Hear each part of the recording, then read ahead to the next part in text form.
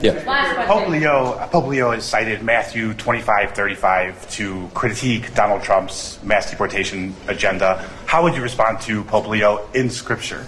So you want me to give you a theological dissertation? All right, I'll tell you what, I'll post it on my website later today, but let me give you a quick summary.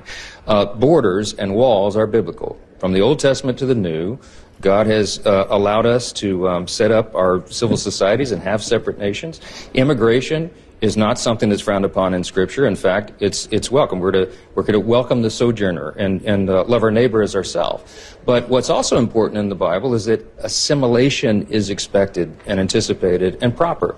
When someone comes into your country, comes into your nation, they do not have the right to change its laws or to change its society. They're expected to assimilate. We haven't had a lot of that going on. When people cite passages out of the Old Testament, they say, well, you're supposed to take care of the sojourner and the neighbor, treat them as yourself, welcome them in. Yes, but that is an admonition to individuals, not to the civil authorities. The civil authorities are given authority under Scripture to maintain order. Romans 12, you want to do this? Romans 13 says that the civil authorities are God's agents of wrath to bring punishment upon the wrongdoer. And it says if you do right, you have no fear of the civil authorities, but those civil authorities are necessary. It's a calling.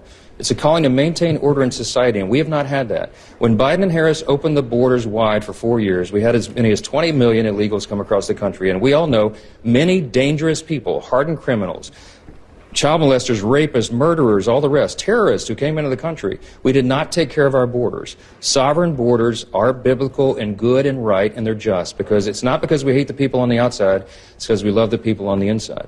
We should love our neighbor as ourselves, as individuals, but it's the civil authority and the government has to maintain the law.